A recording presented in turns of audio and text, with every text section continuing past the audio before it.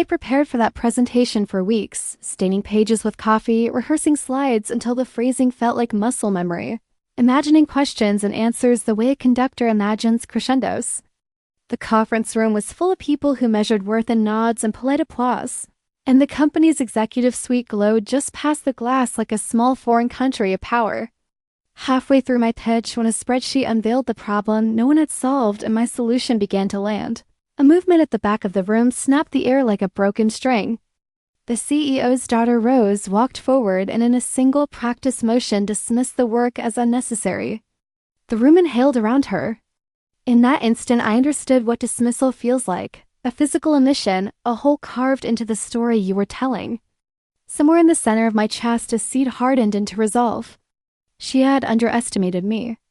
She did not know how long I could wait or how precise I could be. My name is Elena Park. I was 36 when I walked into that glass-walled room. A product manager turned independent consultant who had learned to translate user frustration into product features. I grew up the daughter of immigrants who kept 2 clocks, one for work hours and one for opportunity. Always watching, always ready. I learned patience in small ways, assembly line shifts during summers, weekend coding workshops, sleeping on a couch while freelancing to afford rent. My expertise became the currency I used to buy my life, and my reputation became an instrument of careful repayment. The company I was pitching to was a 5-year-old platform that had attracted venture capital and applause, and their CEO had a daughter who kept the family name alive inside the boardroom. The daughter, with the natural advantage of last names and inherited networks, moved like someone born with a map where others had a compass. I had done my homework, user interviews, API diagnostics, a prototype demonstrating a potentially game-changing personalization algorithm. I had been careful to keep arrogance out of my tone. The industry respects results but punishes attitude. In the months prior, I had taken smaller jobs, built a portfolio, and saved enough to finally aim for a project that could scale my business into something steadier. This client was the bridge. Your life often turns on bridges you risk crossing. I created slides that spoke to retention metrics and monetization, built a clickable demo that showed behavior flows, and rehearsed answers to the inevitable question about engineering resources. The night before the meeting, I printed one last set of notes and slept the kind of sleep that tastes like readiness. On the morning of the pitch, the building's elevator hummed like a backstage lullaby. Executives greeted me with smiles that were equal parts curiosity and scanning. I set my laptop, plugged the dongle, and watched attendees tilt their heads as the first slide appeared. The rhythm of my presentation felt exact. Problem, insight, solution, roadmap, projected metrics. People nodded in the right places. My attention moved between financials and feature maps. I felt briefly the sweet certainty that comes when an idea lands like it is finally being seen. That was when the interruption came. The CEO's daughter stood, a small wave in a room that had been riding my current. She made her move not as someone who needed to be heard, but as someone practicing a performance. In a courteous show of social power, she reduced my work into a footnote. Her dismissal carried the confident cadence of privilege, certain, shiny, and able to jump the queue of merit. The air changed. Eyes pivoted. The slide I had spent nights perfecting slid into the background like a painting turned to face the wall. She had not offered a critique. She had declared a verdict. For a moment, I felt naked and small and odd. Vulnerability that sometimes comes when the world refracts you through someone else's indifference. I left the room with the polite smiles that professionals use to hide the way they breathe faster. Outside, the lobby felt like a foreign shore, and I let myself take a slow breath before re-entering the life that had been waiting. Client calls, invoices that needed attention, a writing deadline. But the dismissal did not stay in that glass box. It traveled into the feet of my mind and lodged like a burr. Over the next 24 hours, a quiet, methodical thought took hold. The daughter had spoken not to me, but about me, in a room filled with decision-makers who might change the course of my business. Her voice was a vector. If she could erase my idea in front of that crowd, she could erase my business's prospects here. Anger flared, but anger is not strategy.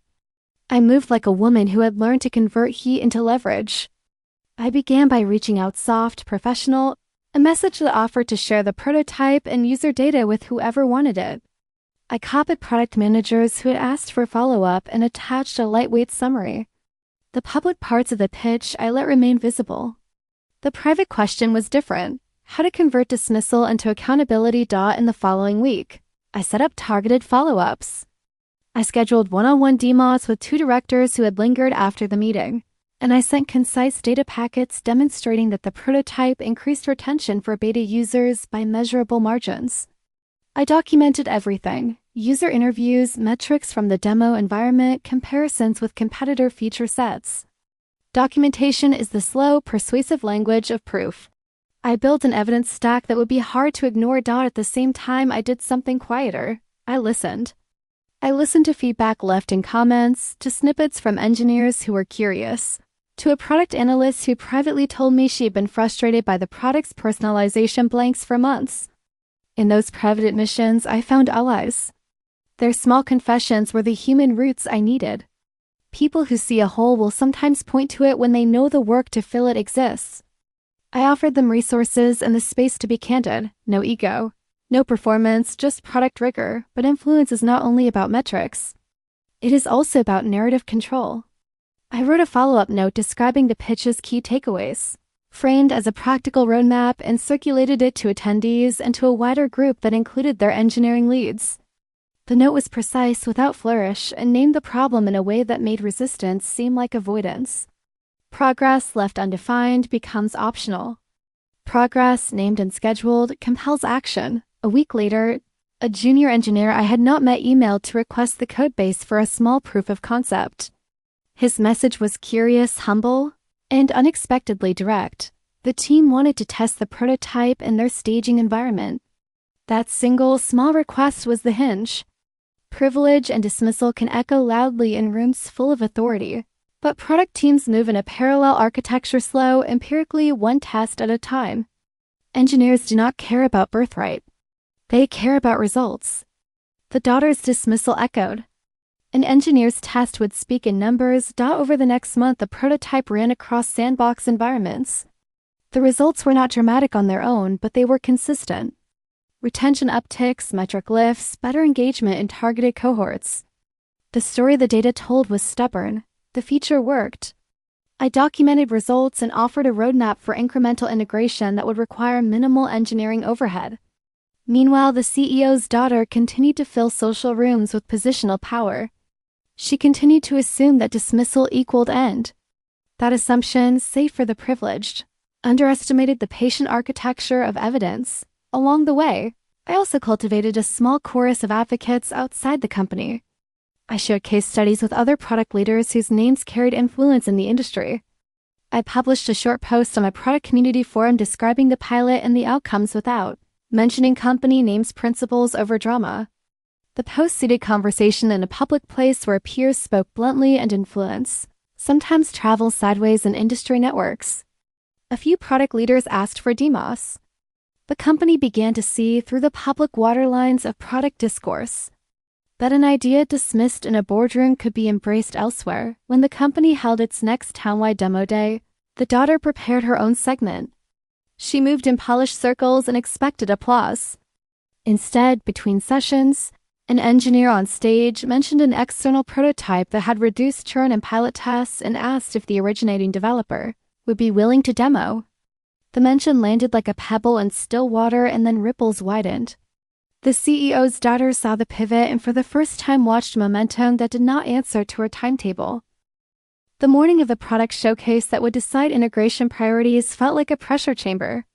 I arrived early and set up my laptop, the staging environment humming with the small, exact data of users who had been part of the pilot.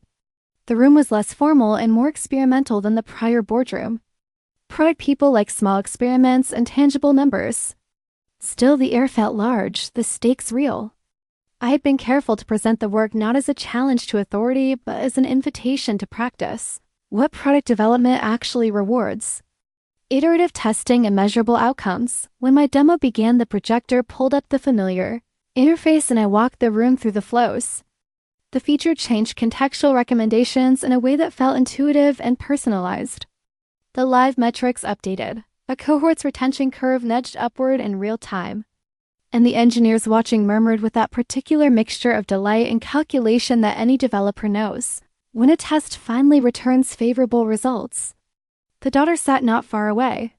When my slide transitioned to the roadmap she had dismissed, her expression was unreadable. The difference between our situations had become clear. Months earlier, her power had been social and inherited. My influence had been built from tests and code and users who touched the product. I continued, steady and precise, showing projected lift if this integration rolled out gradually. The product manager asked an earnest technical question, and I answered with calm specificity. The exchange moved from theoretical to executable. When the CEO leaned forward, it was because the numbers were now filling a practical need rather than decorating a pitch. Then, without ceremony, the CEO's daughter rose to speak. She had prepared a rebuttal, sharp talking points, and a practiced demeanor, but the room had already shifted. Instead of a sweeping dismissal, she found herself speaking into a setting where engineers had seen the code and product managers had seen the pilot. The daughter's authority did not collapse theatrically. It simply found itself less relevant. Her words had the uncomfortable texture of a performance that had missed the audience. What followed was not a public takedown. There were no dramatic glares, no scenes. Instead, the boardroom logic pivoted in the quiet bureaucratic way power sometimes does. Heads of product and engineering began to ask about timelines, resource allocation, and error margins. The daughter's talking points were answered with numbers and technical caveats. The meeting's minutes began to read a new reality. Decisions that once rode on a single wave of social preference now required engineering estimates and QA plans. At the end of the session, the CTO proposed a phased rollout. The proposal was practical: small A/B tests to validate spikes across regions, a low overhead integration schedule, and an instrumentation plan. It was not a vindictive triumph. It was a procedural acceptance. The CTO asked the product team to draft a sprint proposal and to present resourcing needs in the following 2-week cycle. I sat still as my life's work marched into their calendars. Outside the room, people lingered. The daughter left not as defeated drama, but simply relocated in the social map. People walked up to me, engineers who had run the sandbox, product managers who had asked the smart questions, and a director who finally said the thing that felt like air after a long-held breath. Thank you for building the work and making it impossible to ignore. Their words were simple and exact: no entitlement, only recognition. The choice I made in that moment was not to crow or to gloat. I had wanted, from the first hours after being dismissed, to translate that moment into a rigorous, durable counter-argument. The decision to do so had required patient documentation, the slow collection of small allyships, and the courage to keep showing up despite the sting of social dismissal. When the project moved forward, it was not because I had bested a person, but because I had honored the work enough that others could not ignore the evidence. The daughter's power had been immediate. Mine had been cumulative. She had spoken in a moment of social permission. I had built a bridge out of metrics and trust. The result was small on any single day, but enormous in the arc of practice. The company would now consider integrating the feature in a measured way, and the narrative of my dismissal shifted into a practical adoption. For the first time since that curt interruption, I felt that the space in which ideas were judged had changed, from the theater of position to the laboratory of proof. Months later, the feature rolled out in stages, and the numbers continued to tell the same story: small but meaningful retention gains, improved user satisfaction in targeted cohorts, and a smoother pathway for monetization where the product previously stubbed. More important, the culture shifted in small ways. People in the company began to ask for evidence rather than bow to authority. The daughter found other arenas to practice influence. She was not cast out, only repositioned in a social map where authority needed to be earned in practical ways. For me, the victory was quiet and steady. Clients began to call about integrating similar patterns. A small consulting contract turned into a longer relationship. Friends noted that the way I told the story changed. It no longer centered on the sting, but on method and craft. I had learned that dismissal can be an accelerant when paired with persistence, documentation, and the small kindness of building allies who prefer accuracy to pedigree. Sometimes, power performs cruelty and assumes the stage. Sometimes the patient work of craft and evidence closes doors that privilege would otherwise leave open. The lesson settled into me like a taut string. Influence is not only given at birth. It can be earned by those who show up, again and again, with competence and calm. In the end, the daughter's dismissal became the very hinge that showed the company what it was missing. She had no idea what I'd do next, and I had no interest in revenge. I was only interested in making the work impossible to ignore.